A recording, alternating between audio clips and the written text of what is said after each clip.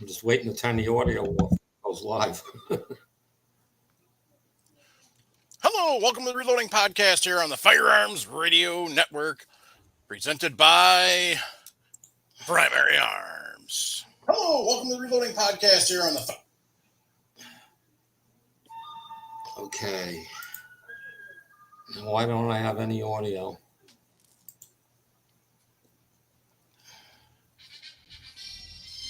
Just so Ray doesn't feel bad. Okay, now I got audio. Okay. Anyway. I always forget to do that. I'm just rearranging windows here. So anyway, how's everybody doing tonight? Good. Good. I'm all right. Episode 400. Yep. Mike, it's been a long, long, long time. Yep. And the reason why we have so much longevity is because we love what we're doing. Mm-hmm. That's the truth.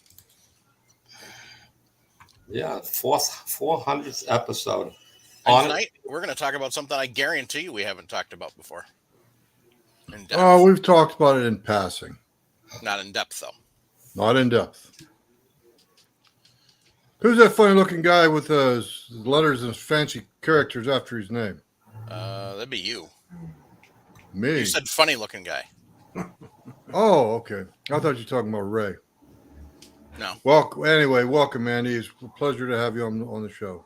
Thanks for having me. Stealing Mike's thunder. I have no thunder.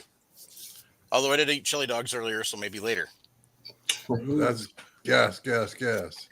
Anyway. That's a whole different type of thunder. Anyway. So, what's everybody about up to?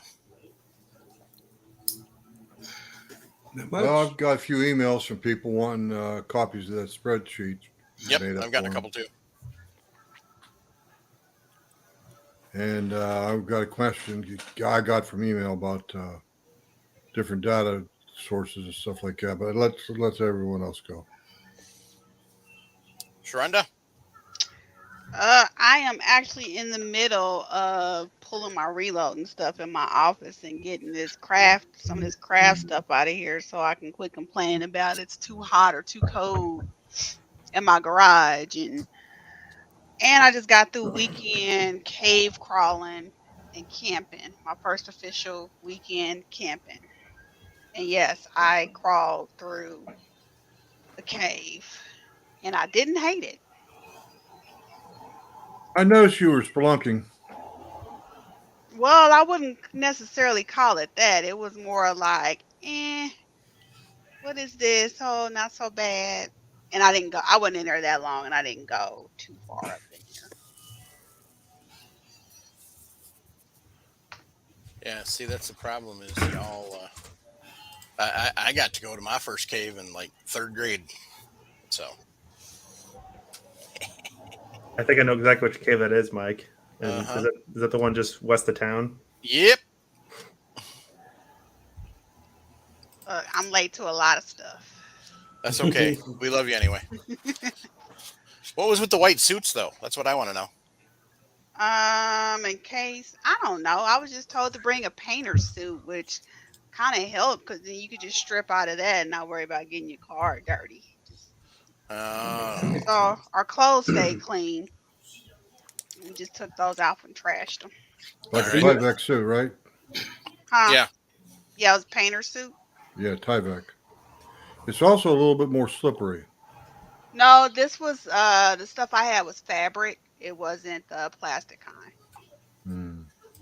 Are you in Missouri, Sharonda? Yes, I am. I think I know where you're at. Jacob's Cave. Yep. That's where we went. The campsite was beautiful. I can say that. I was more excited about that than crazy adrenaline rush stuff that some people do. Yep. The pictures you shared were awesome. Weren't they? It was beautiful in that cave. Oh yeah. And DWD 37, you are correct. So. What I didn't. Oh, I was just saying. He said Cave of the Mountains, which is the one that I've been going to for Well, I'm not going to admit how many years, but it's been a while. It's beautiful. I've been to it. It's really nice. Yeah, when I went, it was actually when you got to do a little bit of off-trail exploring. Yeah, it was kind of cool. But they don't do that no more because kids are dumb. Yes, they are. Get lost and die until they're found. No, they touch stuff they're not supposed to touch and break things that they're not supposed to break. That'll happen. Things that took Mother Nature 25,000, 30,000 years to create. Yeah, when you have a kid break off a stalagmite, it kind of stalagmite, it kind of makes people a little more on the mad side. So Yeah.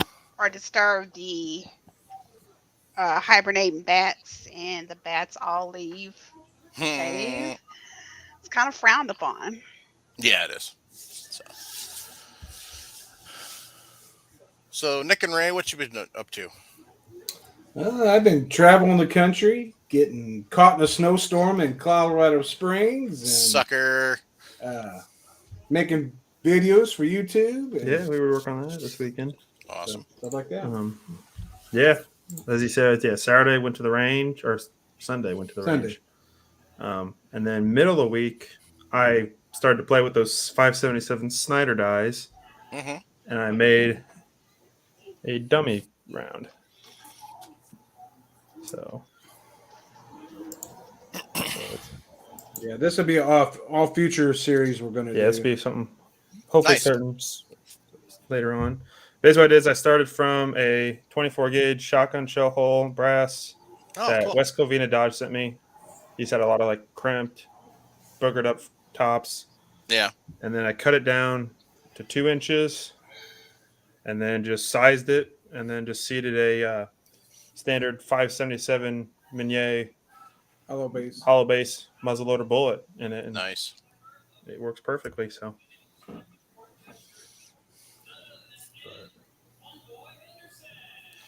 Very nice.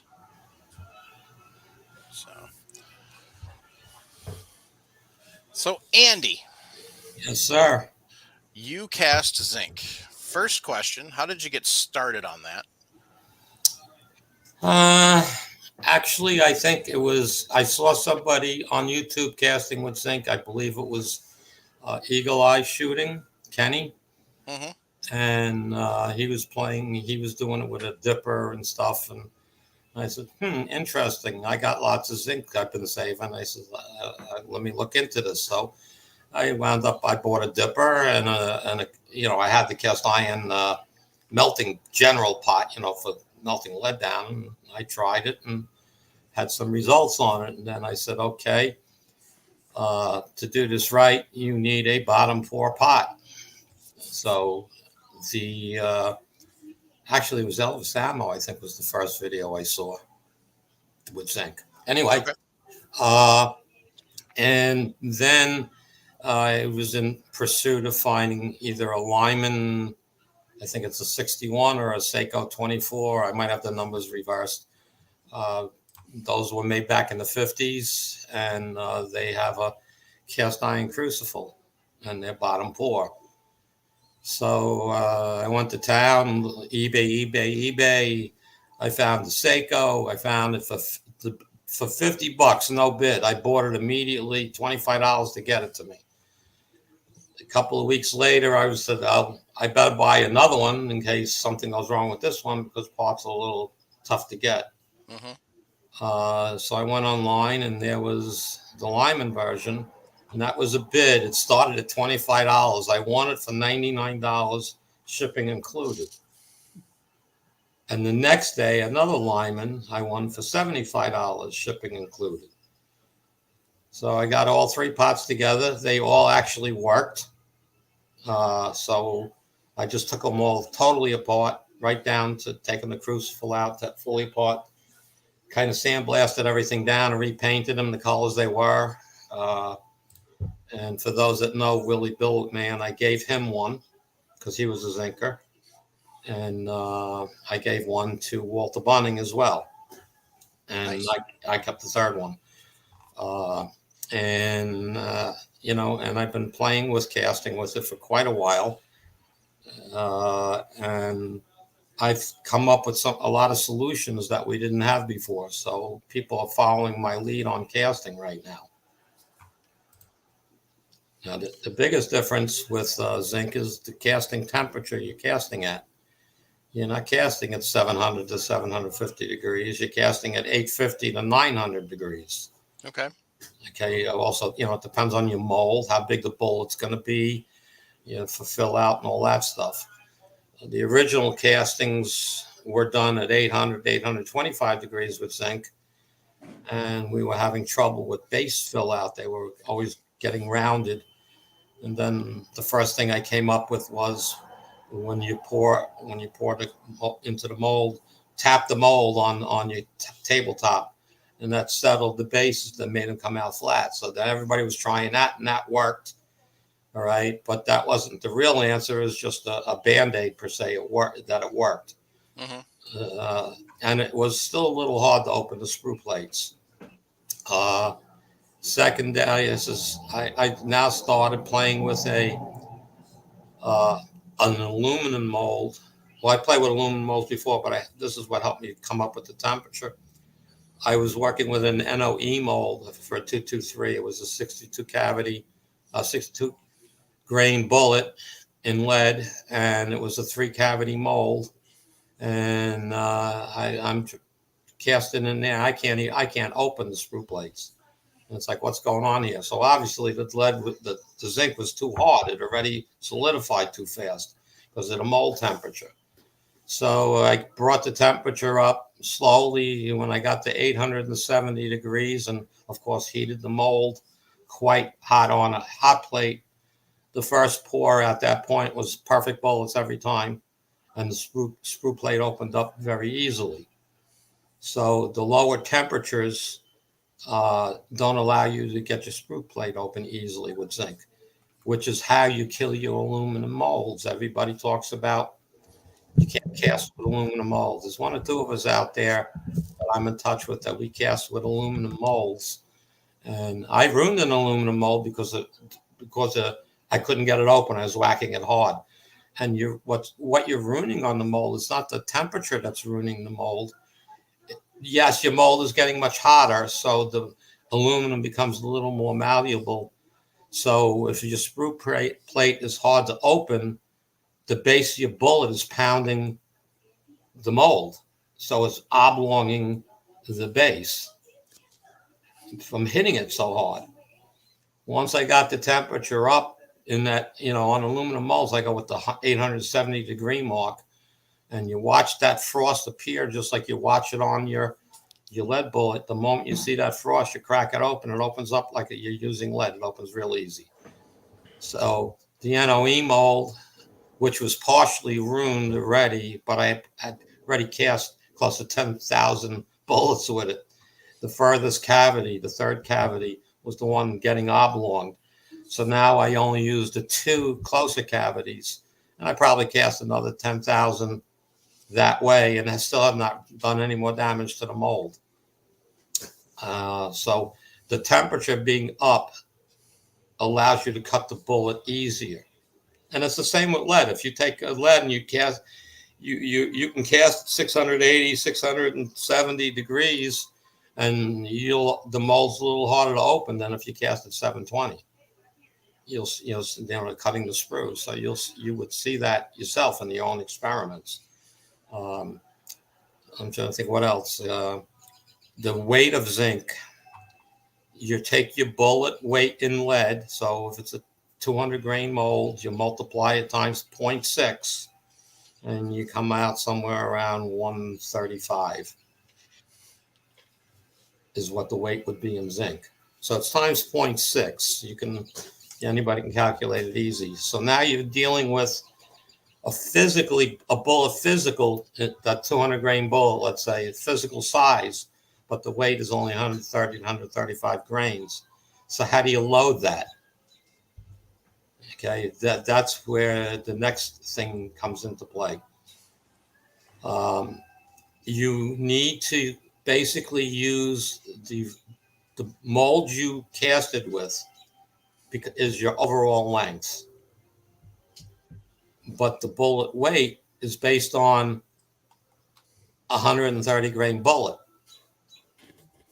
So you really need to start down at the low end of a jacketed bullet or the high end of lead for that weight, and work your way up slowly, because that bullet is going to be traveling at crazy velocities. The physical weight is less, but the actual physical size is still a big bullet.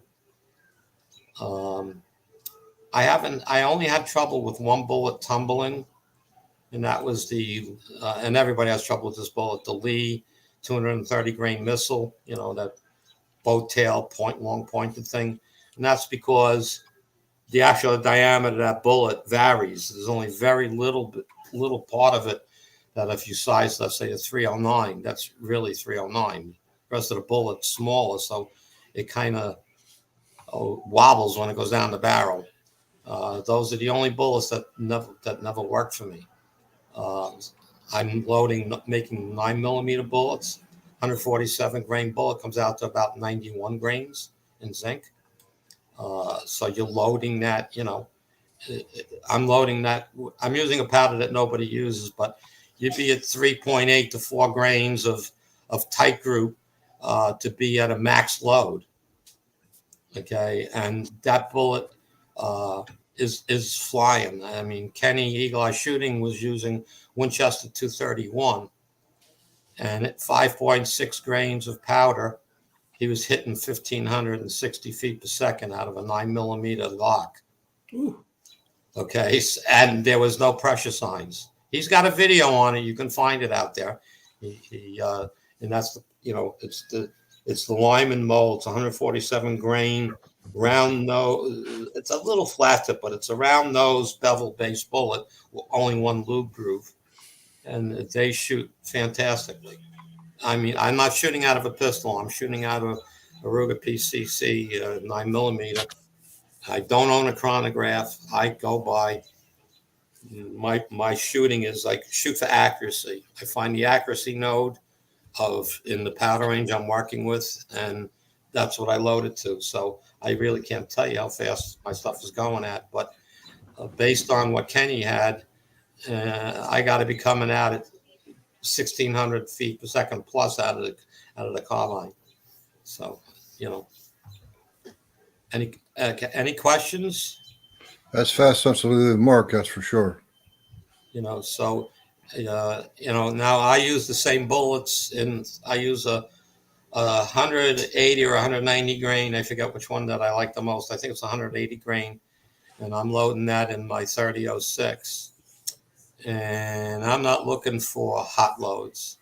I'm looking for a load that I can shoot my gun. I can shoot 500 of them through my gun, and my shoulder doesn't even know I shot it. So I'm doing super reduced loads. We're talking the load that's out there is like between 10 and 12 grains of unique. And that bullet is coming out pretty damn fast, but it's definitely subsonic. I mean, it's under 1,500 feet a second.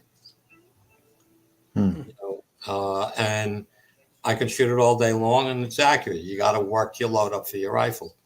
I do the same thing in 223. I'm casting that MOE mold in 62 grains. It's coming out at 33 grains in zinc.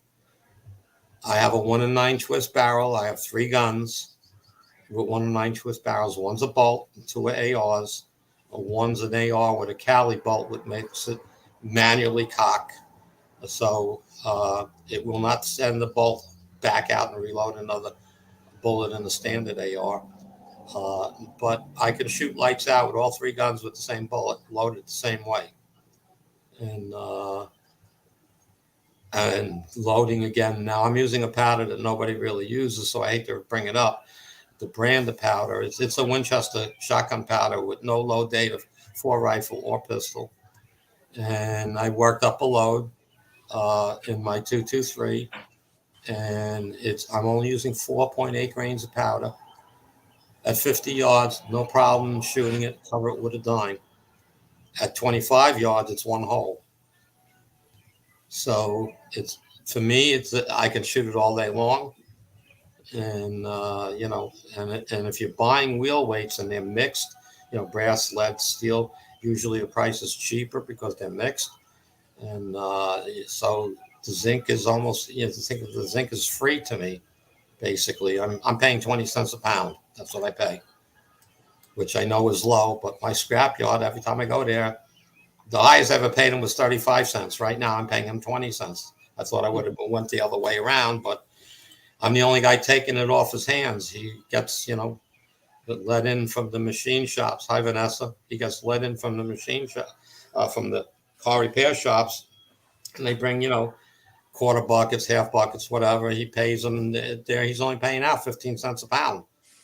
That's what he's buying it for. So, he's charging me 20 because I keep taking it from him. On a 30-06 or 223 case with that low of a charge, do you have to use a filler, or is it you leave that board?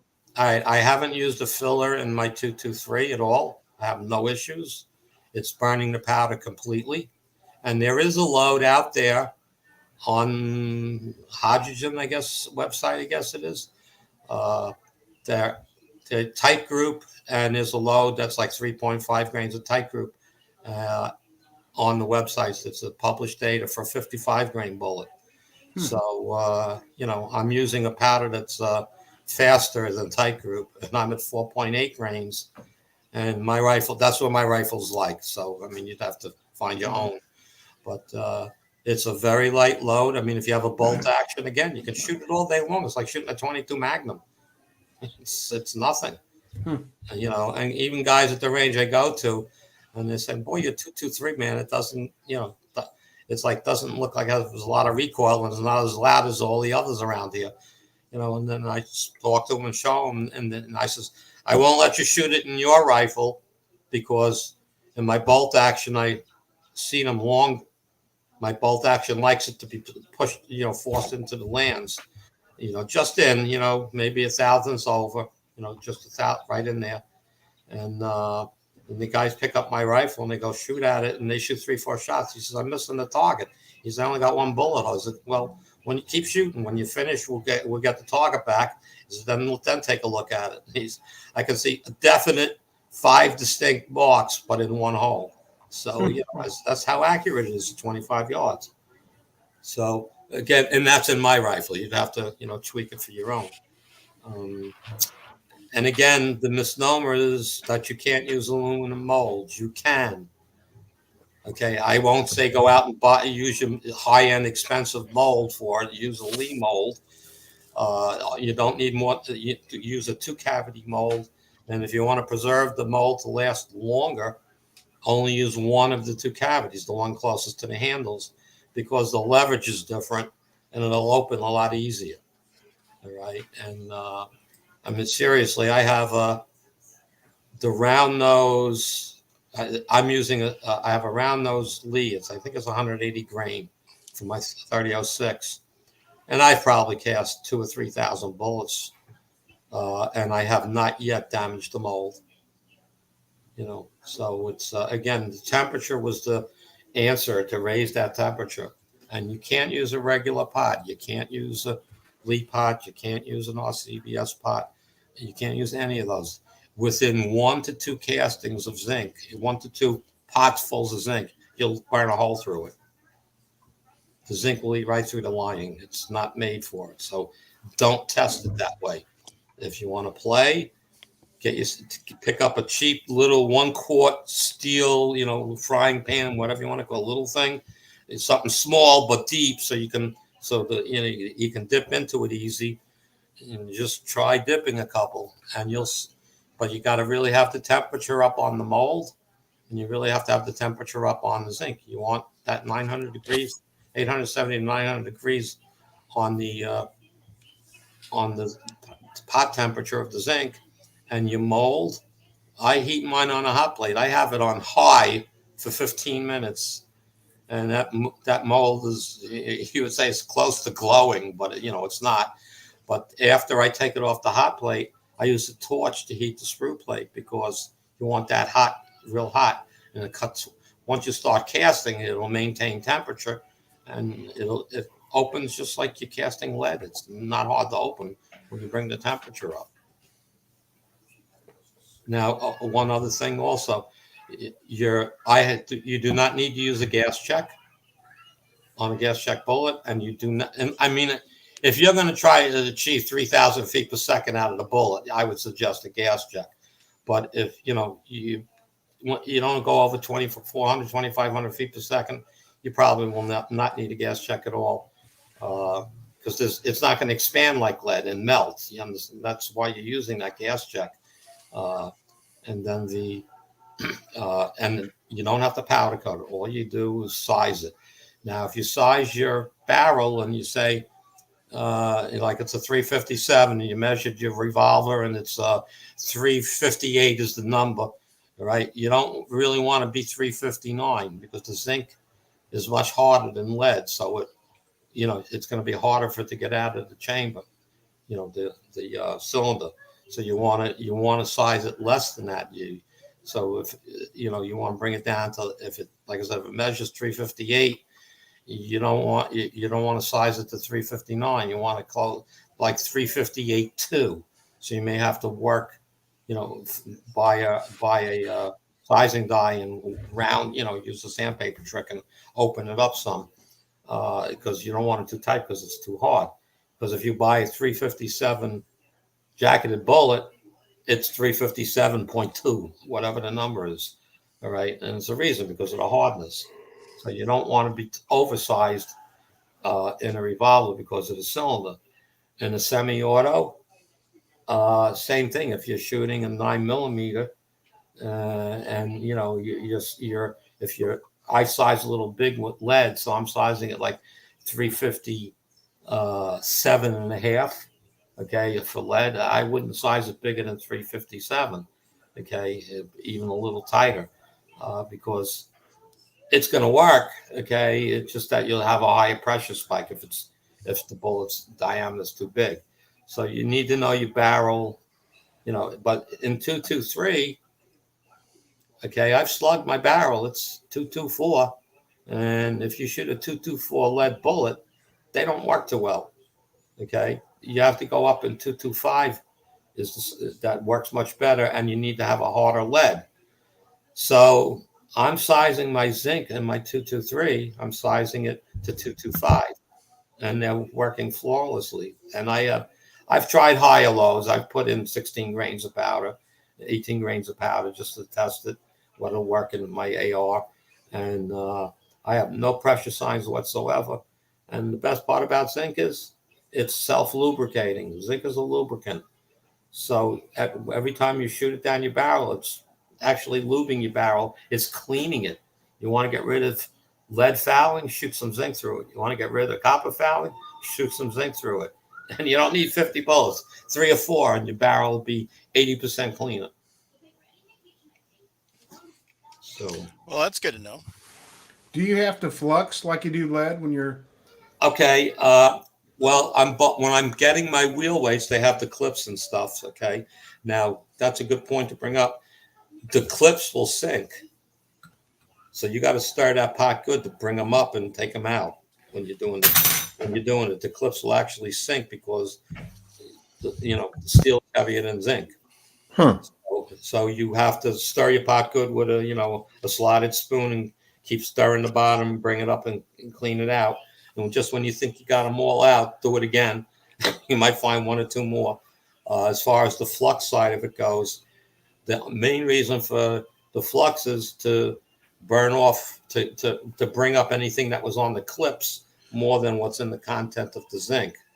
I flux it the same way. I use sawdust or candle, stir it in good. And that's only when I'm melting it for the first time, not in the pot. In the pot, I've never fluxed it. Now, Walter Bunning has done a lot of work with the zinc. And so if you watch some of his zinc stuff, he's become very good with it. And he still fluxes his pot a little bit, just to have the carbon on it. But I don't find my zinc doesn't the surface doesn't oxidize, so I don't find it a problem. And even like lead, you want to stir the zinc. when you're casting, you do a couple of molefuls to give a start to the lead, a couple of molefuls to start to the zinc. I mean, to keep it mixed. It doesn't really separate like lead does. You're not going to see like blue puddles on top of you, like you see on the lead. It stays shiny, shiny. But I find that stirring it is, I don't know if it's peace of mind. I don't know that it's doing anything. It's more of a habit from working with the lead. And again, I only flux it when I'm melting it for the first time. Okay, and the other, sizing. Again, biggest thing about sizing is when you cast it, water quench it because it'll expand if you air drop, let it air cool. So water quench is important because it becomes harder and harder to size. And if you watch some of my videos, the first few zinc videos, you'll see that. Now, the problem is most of my zinc videos are now up on Odyssey and Rumble because YouTube taking all that stuff down. But I think that the ones with sizing is still on. Should still be on YouTube, and you'll see I had a terrible time sizing. I mean, you'll see me using a 3-foot rod on the end of my press trying to size it, and I couldn't make it happen. I have to punch it out of the die with a punch. Pull my hair out because I couldn't figure out what I did wrong until I realized I didn't water quench that batch. Threw them back in the pot, casted new ones, water quenched them, no problem. Hey, and that's standard sizing. If you got to go down more than too much, you're going to have to do it in stages. So if somebody wanted to use, like say they had a top pot that they wanted to use for casting and they wanted to just ladle it, or like what you were saying, getting a steel pot. Yeah. Can you really effectively ladle?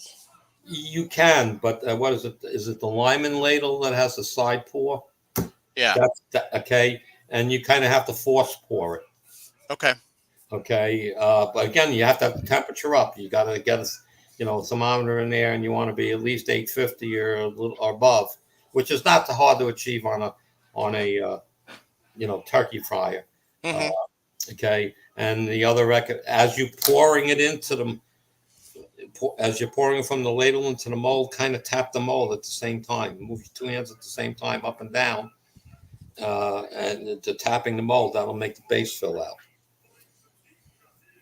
Are you going to want to make sure you keep that mold hot too versus normal casting? Yeah, you got to keep it hot. Once you get a few casts going, okay, you'll see the sprue will start opening easier as the temperature of the sprue comes up to temperature. And make a big sprue, okay, because you're not going to heat the top the sprue plate enough if you don't. Make a larger sprue, and I mean, I suggest if anybody's going to try it, to start with a steel mold. So I don't want you to ruin your aluminum mold till you understand what's going on. Okay. Okay. And if it's a 2-cavity mold, only load 1 cavity to understand what's going on. And the closest one to the handle, it'll cut easier because of the leverage. Okay. All right. But it's one of those things that once you get used to how it is versus lead, it's definitely something you can do. If you can't get your hands on one of the bottom pours. Yeah. Okay. I mean, basically, you just need it hot. You need the ladle hot. Let it soak inside. Let it sit inside that, zinc pot, getting real hot with it. And the hotter the zinc is, the more liquidous it is. All right, that's what's zinc is like 785 degrees is its melting point, but its melting point. Okay, right. So it's still too gelatin. You want to thin it out. Like when you have lead and you want to add some tin to it, it thins it out. So the higher the temperature, the more it thins out. the better your cast will be. Now, I swear the first time I casted, all right, I have a Willie Bulletman has had an old pot. I sent him. It's a little round pot. It holds a pound of lead. Mm-hmm. So it's an electric furnace. We use at work that we dip parts in and stuff, and where we don't want to have a ton of lead, and it gets up to temperature. And I'm trying to think. James Pollard, I think Willie gave him that pot, and James Pollard was casting with a ladle out of it, no problem, and he still is. All right, and he's enjoying the shooting the stuff. He says it's a learning curve, just like when you sat down and casted lead for the first time, you didn't know what to do. You read a lot, and then you played. So why are my bullets wrinkled? Why are they not filling? And you learned, okay, temperatures, mold temperatures, you learned. It's the same thing with zinc, but if you've cast it in lead, you know about it already. Now you just got to find out the temperature your mold likes and, get the good fill on the flat bases. GGW Reloading wants to know, how long do you wait before cutting the sprue? Same as lead. You see it. You see it change color. Open it. Okay. Vanessa Kitty wants to know, what temp does zinc start gassing off the liquid? Oh God, it's I think the boiling point is 1,280 degrees, somewhere like that. So you got a lot. You got you got plenty of long temperature range there. Yeah. Okay. It's 1,200 degrees. I try to remember the number. I looked it all up at one point. 1180. I think it's close to the around that 1,200 mark. Okay. And I see PC Bullet Empire out there. 800 is better. I'm Tim. I'm casting at 870 degrees. Okay. Walter Bunnings. That's what he reads on his thermometer is telling. He says it's 850. I have a PID controller on the pot, so if it's as accurate as whatever it reads. So 870 was my sweet spot for most molds. Excuse me. Well, yeah, Paul Loud got it. I googled it while we were talking, and the boiling point of zinc is 1,665 degrees. Okay. I don't think we're going to be getting that pot. Will not. No, we won't. Your pots won't be getting that hot. No, even your turkey fryer is not going to get that hot. Maybe you've left it on for 3 hours on full blast. Yeah, but So if you're going to do the ladle method, do you want to make sure maybe you keep the zinc a little hotter than what you would if it was a bottom pour? No, I think I had no problem at lower temperature because originally I casted from that little electric pot that only holds 1 pound. Right. And I used the Lyman dipper. I just had that thing turned up all the way, and I don't even know what the temperature was, but I know it wasn't as hot as where I'm at now. Okay, it was probably about 825. I don't think that pot can give you any more than that. And it's again, it's a stainless. It's a cast iron crucible in it. So that's it. But these pots in the electronic industry, that pot's almost $400. It's crazy price. Okay, but they throw them out where I work because the people. I used to be the main engineer there, and we won't get into it. But conflicts between me and like the general manager, he was like trying to boot me out, and he hired somebody else, and they don't fix nothing because they don't know how to. So they throw the pots out now. So when they throw them out, I pick one up, I take it home, and it's usually a fried wire or the internal fuse is blown. So I get them now and then. There you go. So if somebody wanted one of those and was really interested in trying, I do have one. Okay, I'm not going to sell it to the person. I'll let him borrow it, let him play with it, and then when he decided what he wants to do, if he says that works great for his needs, then he can give me $100 for it. There you go. I can always get another. They just threw 2 more out yesterday. So you go figure. Waste. So, Any other questions?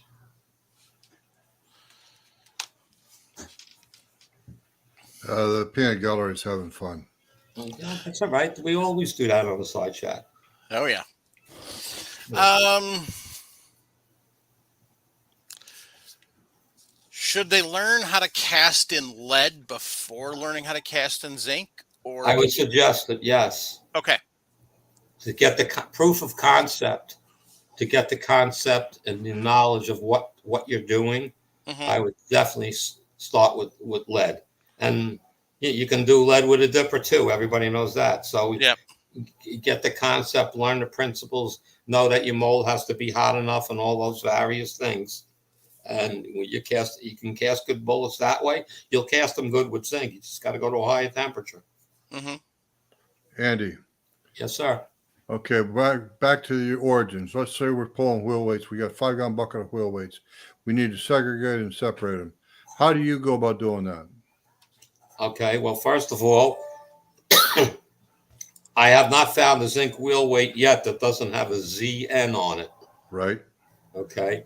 So that makes it easy to determine zinc. Ah. Okay. If it doesn't have a ZN on it, just put it aside with the other stuff. And then if you're testing the steel stuff, you can tell a lot of it just by the look of it. Okay. Right. You can almost tell the difference between other types of weights and lead because they're shaped a little differently. The edges are different. Okay, so that's another way of telling some of the differences. Okay. If you have a known lead weight in your hand and you have something unknown in your other hand, is it physically the same size? Okay, if they're the same size, which one's the heavy one? Which is the light one? Gotcha. Okay, so the light one is usually zinc. All right, and anything else is steel if it's not lead. And you can go in different ways with testing. Some people use, electricians, slide cutters, whatever you want to call them. Yep, wire Lyman cutters. bars. Okay. I use, believe it or not, I need the leverage because my hands. Okay. And instead of trying to cut through it, I scrape it. Okay, right. So I'm actually using an old pair of garden shears, handheld like for snipping, flowers and stuff. Yeah. I grab that on it and just move it back and forth. If it's lead, you'll be scraping it right off. If it's zinc or steel, you won't do anything to it. You make a little scratch on it, maybe. You can feel the difference instantly. I don't even apply the pressure. Another way of testing. You get your little cordless drill with a small drill bit, 1/8-inch drill bit, okay? And lead it'll go right into lead. It won't go into steel or zinc. Okay, Paul Nelson, one of our hosts on a semi-regular basis, has a question. Does zinc have an expansion or contraction factor? As far as you mean shooting it, or do you mean when you're casting it? Probably casting. Probably casting. All right. Well, that's why I say you have to water quench it, because when you open the mold, it's going to expand. So let's say in lead, you're casting a 310 bullet. In zinc, you're using the same mold. It might come out at 311. All right. If you water drop it, it'll come out 310.5. Okay. As far as in your gun, arbitration in your gun, well, sizing is critical like any other bullet. Your jacketed bullet is harder than the zinc. Okay, and your average copper bullet still has a lead base. Okay, it has a little, has lead showing. So basically, I don't see any reason why you have to go. There's no reason that it won't work unless you're oversizing it for your gun. Like I said earlier, it's if you're shooting, let's say 30-06 and you're dropping 309 for lead. Okay, you don't want the zinc bigger than 309, that's for sure. Okay, yep. You want it maybe 308 and a half. Yep. Okay, because but you have to test it. you do 309 and shoot it out of your rifle. Once you've got a load that is shooting, do a few bullets of each. Say, okay, I got some accuracy out of this bullet now, and look for pressure signs. If believe me, if the bull's too tight for the chamber for the rifle, you're going to see pressure signs in your brass. That's a fact. See, I know a few things. You knew enough to get me to buy that damn Lyman pot that's still in the box. Yeah, well, shame on me. I know. Yeah, the thing, like I said, you need to you got some zinc, you got a pot to I got lots of zinc. You got a pot that you can melt it in originally into ingots. All right, your turkey fryer, however you do it, just get out that cast iron little pot, melt a little bit of that, melt about 4 pounds of it down, okay? Because that pot you have holds 8 pounds of lead. So melt about 4 pounds of zinc. It'll fill it 3/4 of the way. All right. Put it in the other pot. Fire it up. Put it up all the way. Put the controller up all the way. Let it sit for 45 minutes to an hour. And come measure the temperature. See where it's at, and go test it. Just do it. Like I said, get your mold real hot on a hot plate. Okay. Before you cast the first one, take a torch to the sprue plate to heat it up good. Cast one bullet in the closest cavity to the handle, so you know exactly what to expect. Pour one, watch the sprue change color. Okay, it'll go from liquid, from shiny to dull, just like lead does. All right. The moment you see that happening, crack it open. Don't wait for it to finish, because by the time you wait for it to finish, it's already gotten harder. Yep. All right. So when you see it changing color, open it. If you got a little smear, you opened it a little too soon, but you're looking at it to see it cool, so you'll know where, 1 second longer is all the difference in the world sometimes. Oh yeah, I know exactly what you're talking about. Watching that frost come over the sprue. I have a bad habit of deepening and widening the sprue channel, so I get instead of like on Lee mold, where you have 5, 6 holes. Mm-hmm. I make it one channel, where I get a much bigger sprue. Yeah, it seems to do better. Yes, absolutely. But again, I'm just recommending people, if you're going to start off casting in zinc. Yep. Do not try a 6-cavity mold. You're never going to open it. Okay. I will take your advice. Okay. Use a 2-cavity mold. Fill the cavity closest to the handles. Do a few, and you get the idea of it, and then go to 2. Okay, and watch it, and and you whack it open the same way you do lead. If your temperature is right, it's going to open up as easy as lead. Yep. Okay. If the temperature is not hot enough, it'll be harder to open. That's why you can't use an aluminum mold until you learn how to cast with it, because then when you go to whack it, it's going to open easier by the mold being at the right temperature. Like I said, I put it on a hot plate and I let it sit there. I really don't want to say I put it on all the way. It's 3/4 up. And when I turn on the pot to melt the zinc, I turn on the hot plate, and I have 3 or 4 molds sitting on it, and they just sit there.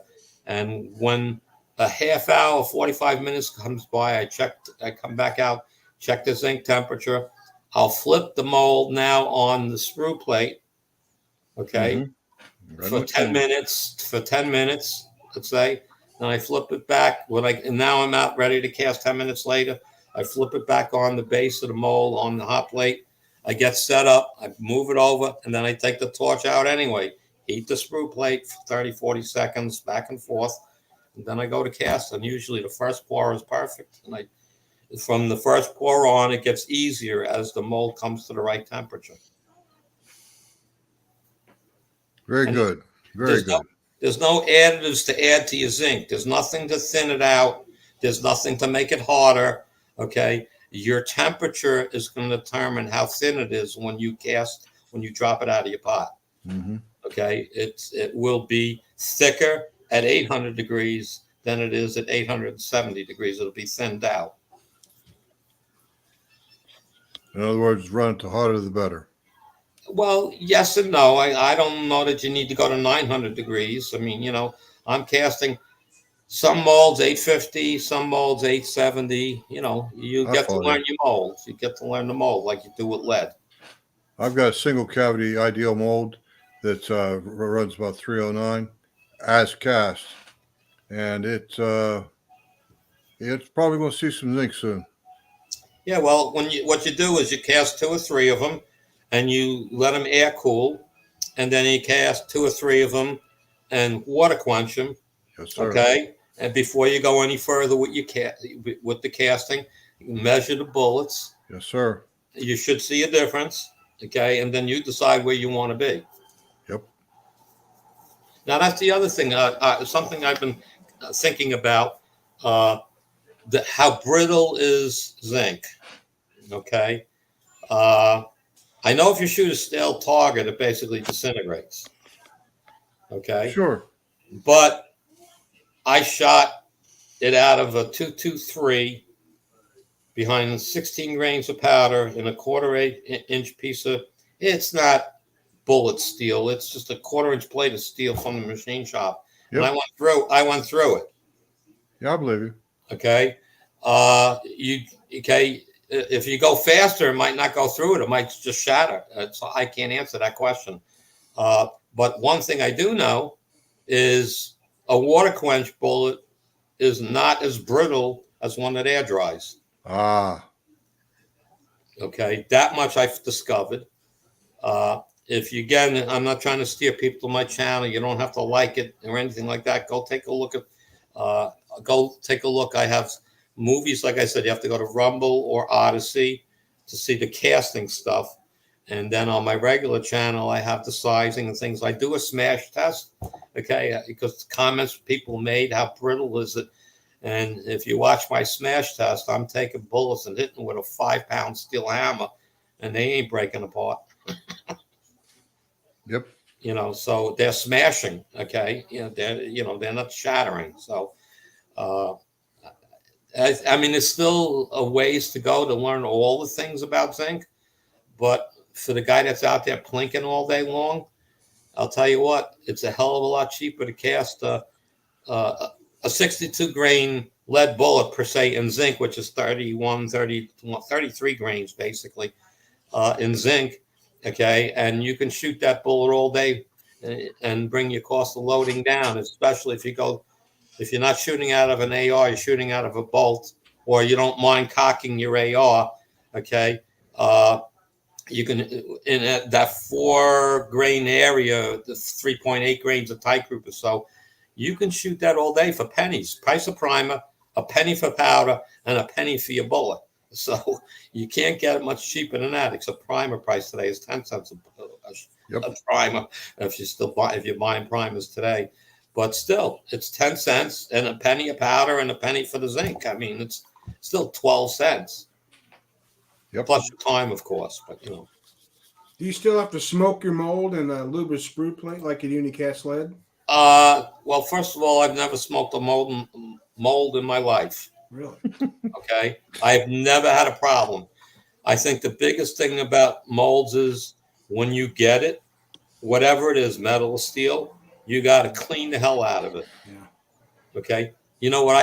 People talk about, sit there, scrub brush. I put it in my dishwasher. Okay. I put it on a short cycle, hot water with some dishwashing soap. I take it out.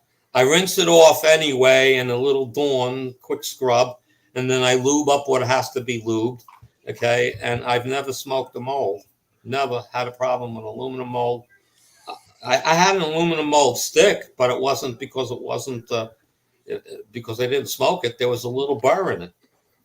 So again, there's a lot of things about molds. You watch CW's channel, CW Long Shot, or we know him as CW. He has stuff up there about the molds, how to test your molds if there's burrs in them, and it's just simple using a Q-tip. You just wipe. You don't press hard, just wipe it across the grooves and lands of your mold and stuff like that. And if there's a burr, the cotton's going to be pulled on it. Right. So you need to go in there and clean it a little bit, whatever. Find sandpaper, something, just take out that little burr. But I've never had a problem with a mold. Okay, I get some molds that it's a little hard to get the bullets to fall out, but sometimes I think it's just the mold. Okay, I can't find any, burrs and stuff on it. You might have to whack it 3 times instead of once, where they won't fall out by themselves. But 90% of the molds I have, even the zinc just drops out with one hit.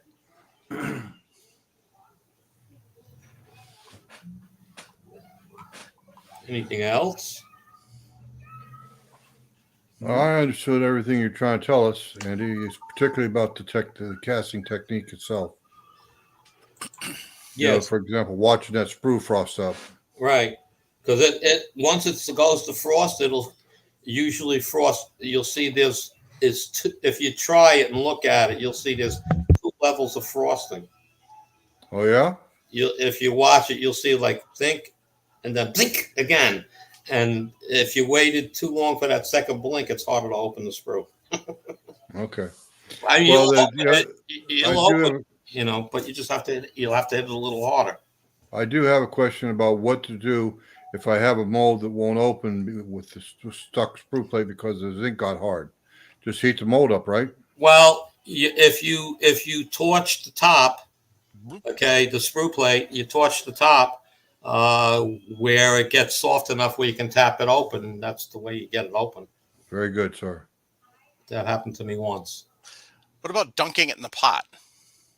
With the mold? Yeah. I never believed in that in any mold. Okay. I was just curious. I see people do that. If it's cooled off, dunking the whole thing in there. Well, I have my hot plate on though. Okay. Right. So set it on the hot plate would be a better idea than the hot plate. But what Mike's talking about, Andy, is a sneaky little trick a lot of casters use. Dip a corner of their mold into the lead. Nope, that's not what I'm talking about. Oh, I'm sorry. This is a follow-up to your question. If it cools too much,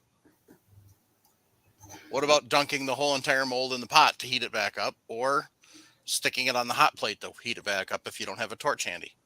Well, I've never tried it. The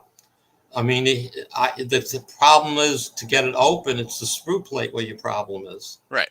Okay, so you if really you have flip to it upside down and put it on the hot plate. Do you think it might work?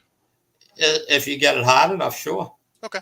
Why not? You're going to soften it to a point. Mm-hmm. But I couldn't tell you how long you'd have to leave it on the hot plate. Yeah, that's the problem. I don't. You might have to leave it there 20 minutes, but you'll open it. Yeah. Just turn the hot plate all the way up. And by the way, when you use a hot plate, get yourself a tin pan, a piece of tin, 1/8 inch, piece of aluminum or something, and sit that on top of the coils. The whole plate gets hot instead of resting your mold on a coil.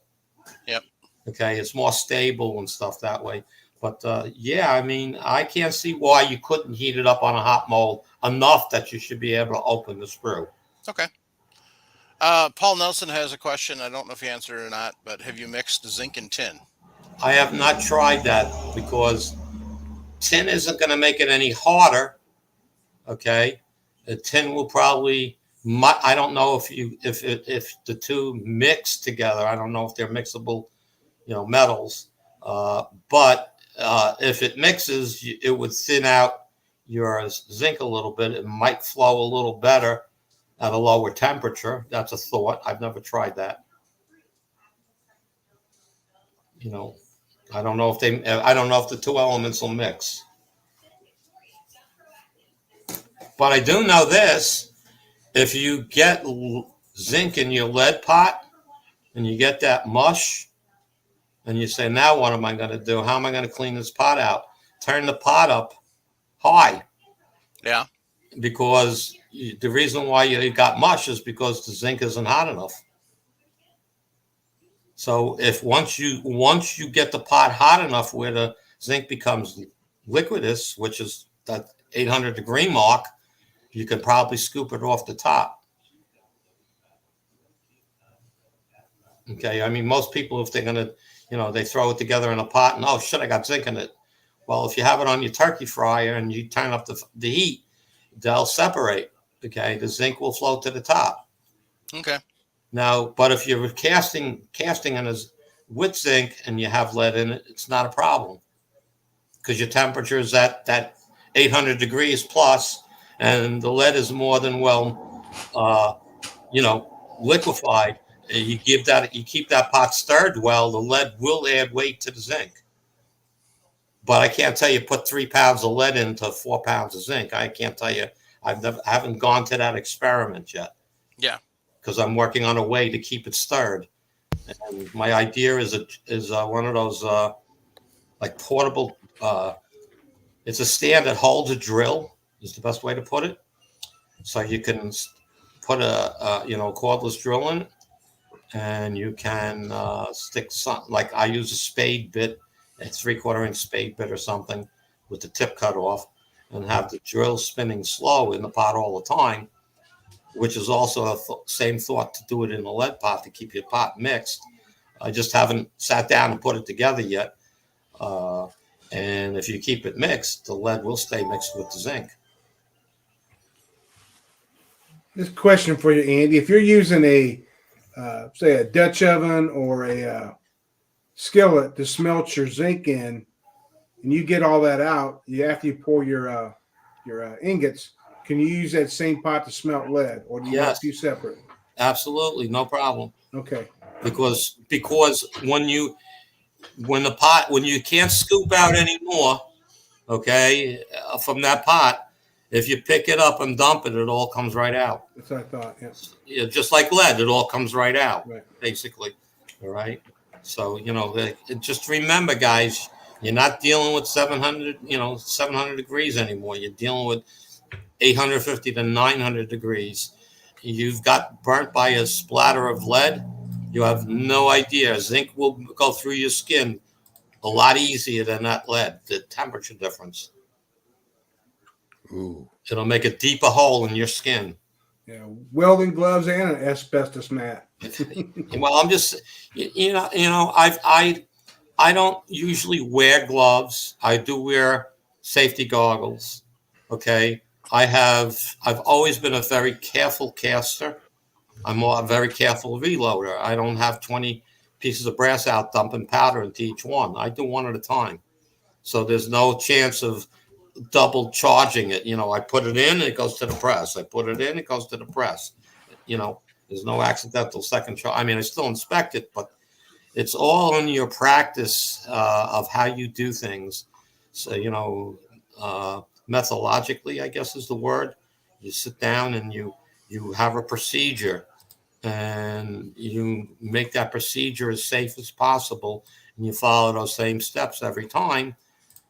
There is less chance of an error, and it's the same thing with casting.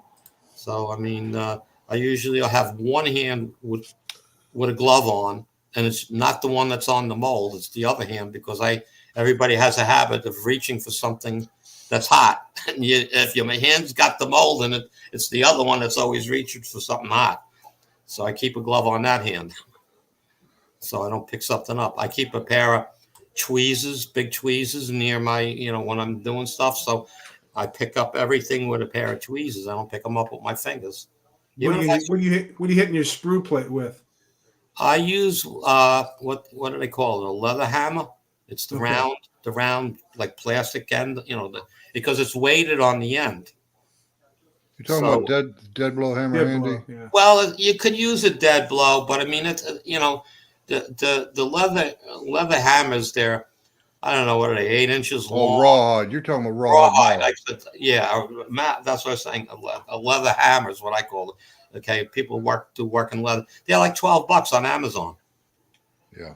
And it has a weight on the end, and it's 4 or 5 inches of a plastic of some sort that's around the wood, and that's what you're hitting it with. Very good. Very good. Great material, Andy. Thank you. I hope it helped some people out, people that were curious. I'm trying to think if there's something that I'm missing. I can't think of anything, but if you have a question in the back of your head, write it down. I'm always in the side chats on Tuesday nights. So, you can ask it. That if I don't see it, they'll usually read it off and I can answer the question.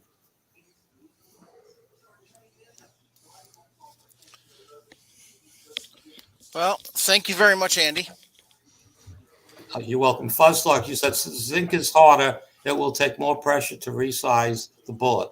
The answer to that is yes, but you'll find out if you lube them, use a little spray lube, and do it correctly. You have to spray lube dry in the air like you're supposed to, right? It'll size just pretty much the same as lead, unless you didn't water quench it. Then it's going to be too big, or you're trying to size it too small in one step.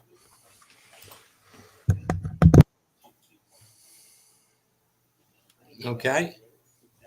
Yeah, Pink Shears, I'm glad you made it this week. It was this week, not last week. I hope that gave you some information. And everybody out there, I appreciate you having me on tonight and listening to me. And again, don't be afraid to ask me a question. I'll be glad to answer it. Well, Andy, this is our 400th show. We wanted to have someone special, something important, could be critical information to us bullet casters and shooters. Well, I hope I was informative. I don't think I left anything out. There could be some questions, you're not sure about something. Again, I'd be glad to answer them for you. Well, any questions come to us, we'll be sure to pass them along to you. Yeah, I appreciate that. Guys, I want to thank you so much for having me on. I'm one of the guys in the side chat always making comments, and you guys always recognize me and, talk about things I've said. And it's an honor to be on, and I enjoy this show tremendously. Thank you very much. Amen. Thanks, Andy. All right, I'm going to bail out. I'll sit in the side chat for about 10 minutes, and then I'm going to go to bed because I'm going to take my pills now. So, yeah, GGW. They call me the Zinc Master. Sounds like you know your stuff. I try. I mean, usually before I talk about anything, even a comment I make on the side, it's something from my past experience and knowledge that I bring up. Just quickly, I've been shooting since I was 5 years old. My father bought something, I don't remember, I guess it was Savage from Sears. It was a lever action, single shot, one bullet at a time, no feed tube. And we used to shoot 22 BB caps in the basement. Mm-hmm. You bet. Okay, and that's how I started learning how to shoot. My first rifle, my father bought for S&H Green Stamps, was a 1962 Winchester Model 94 30-30.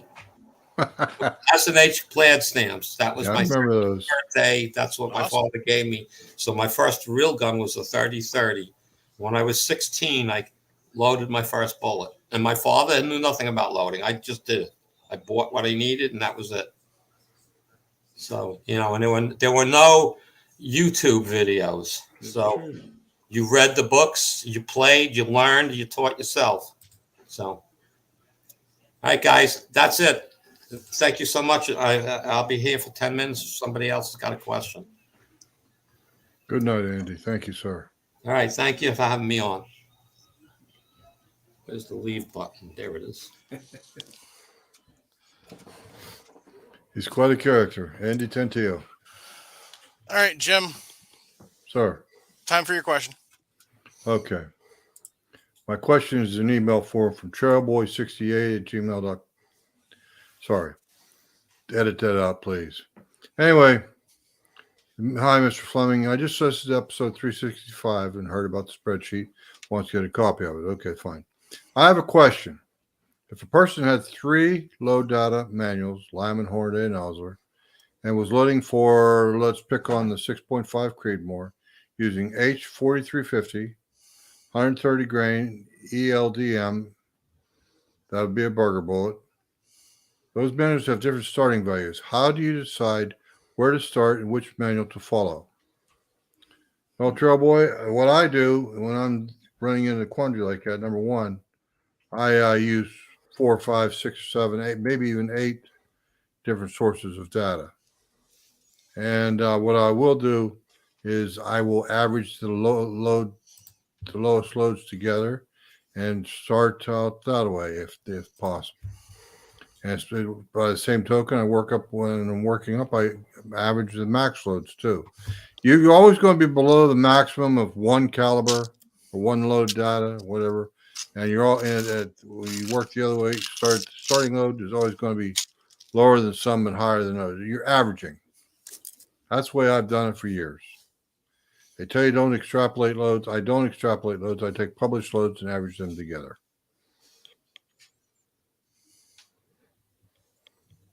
Mike, comment?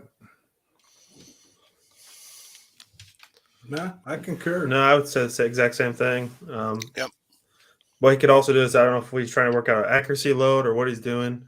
Then he could go like the optimal charge test, say starting and then go up to a certain and just go every 2/10. Yep. Dan's OCW. Yep. Mm-hmm. Like I say, quantity is always conservative. Yeah. Most of them are anymore. Yeah, you're right. If you look back over the older books, they are conservative. Mhm. Well, at the same time, though, in defense of that, yes, okay, there's lawyerism involved, but at the same time, the powder formulas have changed, Mhm. and they may have more energy, more chemical energy in the powder these days. I don't know. I'm no chemist when it comes to that kind of stuff. Only somebody like Bruce or Chris Hodgson could tell you that. And there again, the rifle they shot their test loads out of could be different from manufacturer. Oh, absolutely. Pressure barrels, absolutely. And like what Paul just said in the side chat, as long as you're working with the same bullet. Yeah. That's the big thing. Yep. You got to make sure you don't want to be looking at two different styles of bullets and Yep. trying to go that way. Right. You want to stay similar, if not the same bullet design. Yeah, like 130 grain ELDM versus 130 grain round nose flat base. Right. Much shorter bullet than the ELDM was going to be. Yep.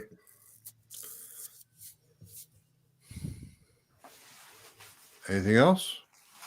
No. I have no further questions. I will say it's Trailboys 68. I'll get that data, that spreadsheet to you right quick.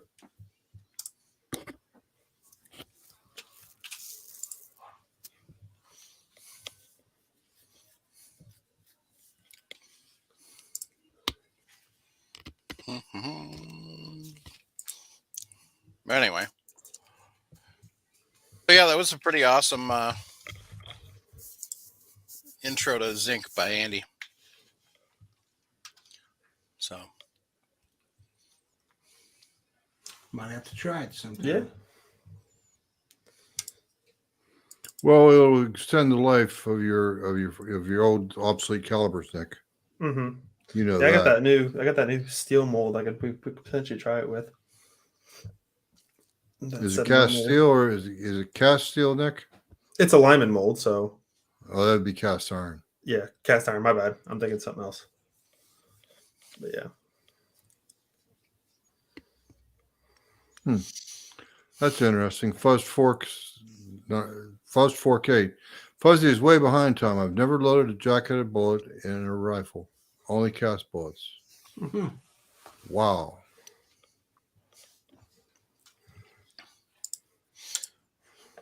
pretty cool. So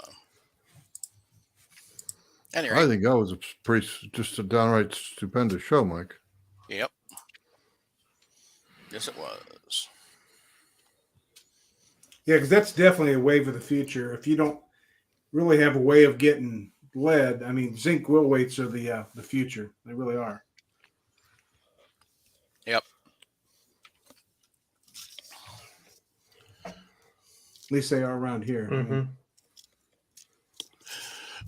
So yeah, I'll have Andy get me his other channel links, and I'll put those in the show notes when we release this one. So for Rumble, and I forgot what the other one he said was, but Odyssey, I think. yeah, Odyssey. What are those? Free channels like YouTube? Not a clue. Well, I know They're- what Rumble is. Yeah, Rumble and Odyssey are kind of like streaming, kind of like, yeah, it's like Rumble. There's you can post a lot more friendly stuff, like a lot of you can do the whole process of reloading on there, casting stuff like that. Yeah. Oh, okay. So like I know, for instance, Iraq veteran 8888 on a lot of his stuff, like where he's reloading like Snyder, Martini, where he goes through all the steps. He has those on Rumble, and I have a direct link to that, so I can watch a lot of those oddball videos that he used to have up on his YouTube that doesn't have up there anymore. So, Yeah, it's a bad idea to upload something to YouTube and then delete your original copy. mhm. Very bad idea. My thumb drives are cheap.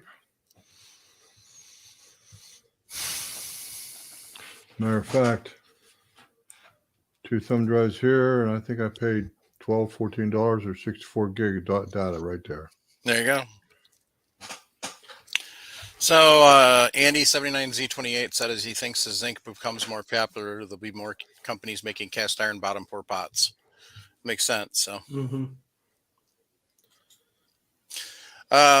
wanted to thank Andy once again for coming on. So Oh, yeah. and once again, thank everybody who's in the chat every week. So one thing I learned about the chat is it takes a while before it's available after the show's done for the night. So it's usually next day before you can actually go back and watch and see the live chat come up. So just as a heads up, if you're watching on YouTube. Anybody got any shout outs? I already did mine. Trailboy68. He knows who he is. I have no idea who the chap is. It's going to be on Tuesday. Well, I've already shouted him. Oh, okay. By the way, Jim, I just sent that to him. Here is the patch of the month from Patriot Batch Company. Never forget the price of peace. Nice. So I got mine right here. well, nobody's going to see it because I'm not letting you on the screen. Want to bet? Ah! Take that, sucker.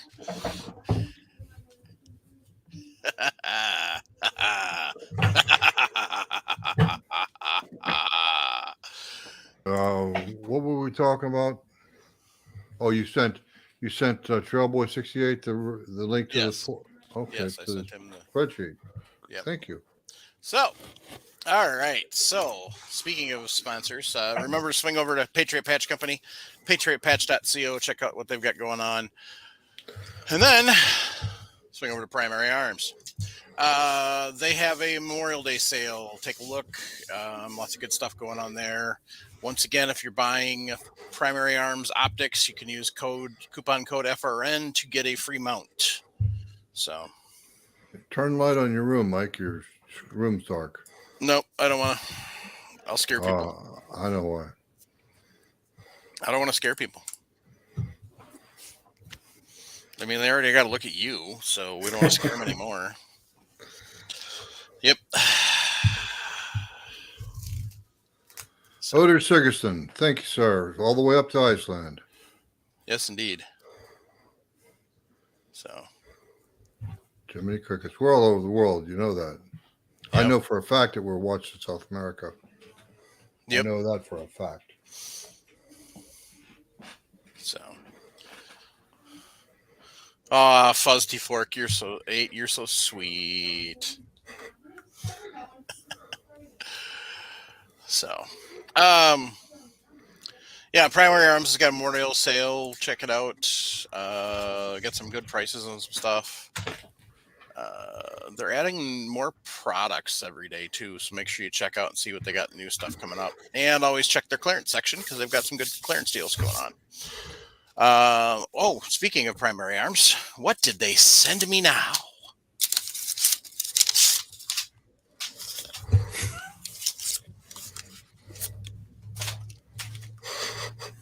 Sorry, That's why Mike isn't doesn't have light on. He's trashed his room. That's right. So what do we got here? Ooh, it's a barrier stopping device. Scallop texture for an increased control, 6061 aluminum type 3 hard anodized finish. So what it is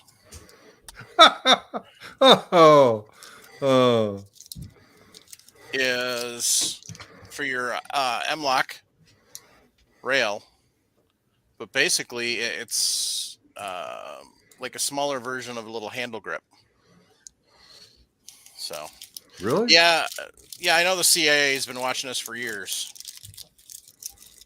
I don't even have to pay them anymore. That's great.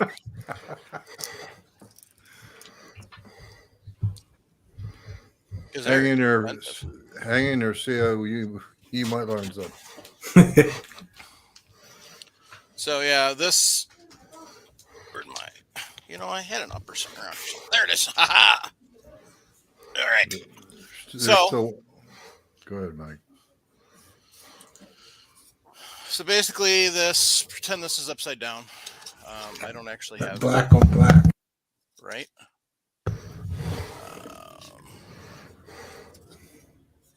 See, the problem is I don't actually have any inserts in this. It's got a transformer rail. So it's open. But basically, this is going to sit like this. And it's a hand stop is what it is. No. So to keep your hand from sliding without having to have a big old pistol grip or anything like that. I know a lot of, like you said, it's a barrier stop type thing. I know a lot of guys are doing, they're putting those on the very far front end on the bottom, and it's something they can put up against the barrier. That too. Right. And they can still use their vertical grip, but they have that barrier stop at the front. So yeah, especially like if you're behind cover. Cover, not concealment. Anybody know the difference? Sure do. What's the difference? Ray. Cover will protect you, concealment won't. Correct. So, but yeah, thanks to everybody who's put up with us for 400 episodes and continues to put up with us. So we're talking 8 years, Mike. 50 really? shows a year. That's right. God. That's right. We are. So, what kind of monster did we create? I don't know. Well liked one, I know that. Yep. So, for those of you who watched live, obviously there was something that happened in Texas today. I don't really want to get into it because we don't really know a lot, because the news media is doing what the news media does, and the politicians are doing what politicians do. So maybe next week we'll talk about it a little bit on 401. But the other thing going on for those of you who are watching this live or this week is the NRA annual meetings are down in Houston, which I'm not going to. I got a good feeling this is probably going to be the last one. Well, it depends. I don't know. Did you see Mr. Guns and Gears video the other day? I don't have time to watch YouTube. He interviewed, what was his name? Gosh dang it, that's going to bug me. Gentleman that is running against Wayne LaPierre for Mr. Allen West, Lieutenant Colonel Allen West. Yeah. Who was on the board, is running against Wayne LaPierre for president. Good. And it's a good video. It's about 20 minutes. I listened to it yesterday. And that's not the first time he's run. So no, absolutely not. But with what he's wanting to do, if he can get control and New York doesn't kill it, then yeah. Mm-hmm. But I have a feeling that first off, Wayne's not going to give up control. He hasn't yet. And he still has most of his cronies on the board. And I have a feeling that New York's going to kill the NRA anyway. Mm-hmm. Going to go down with the ship, huh? Oh, yeah, he's dumb. Yeah. And I don't care if Wayne LaPierre was standing right next to me. I'd look at him and say, you're a dumb mother. Yeah. And we saw that SHOT Show. And then I'd have to have somebody restrain me. Oh, yeah. We saw that SHOT Show. You walked by the NRA booth. Yeah. SHOT Show. There was nobody there. Nope. It was Ghost Yard. But then you go to GOA, all those other ones. Yeah, all the other groups that were there for SHOT, there was people lined up. The HEF had more people than the NRA. That's true. So, for those of you who are life members of the NRA, hang in there. We got to wait and see. But time will tell. But anyway, that's about it for tonight. So on that note, keep your breath shiny. Jump on the mill short bus. Teach them to shoot and reload while they're young. Support the Second Amendment. The NRA is not as big as the Second Amendment. It's not as important as the Second Amendment. Nope. No pro-gun, pro-2A rights group is. The Second Amendment is what protects us and what keeps this country where it's at, rather than the way it's going. You lose the Second Amendment, you're going to lose this country. Mm-hmm. So 2A all the way. Yep. And remember, if you're struggling, 1-800-273-8255. There's lots of trained people there that either can give you help right away or can get you to the help you need. So, Paul's, for those of you who are wondering where Paul is, he is smoking prairie dogs out in South Dakota. So he sent us a picture already. And so, but, yeah, some nice scenery out there. Yeah. Oh, by the way, Fuzzy Fork, we're big at the NSA, just so you know. So, but like I said, if you need help, suicide hotline, even though it's called the suicide hotline, it's not just if you're thinking about offing yourself.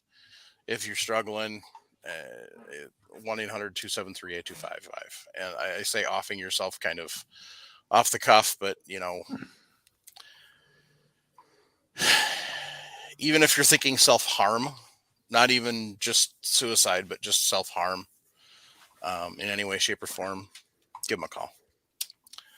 Thanks, folks. Hang in there. Good night.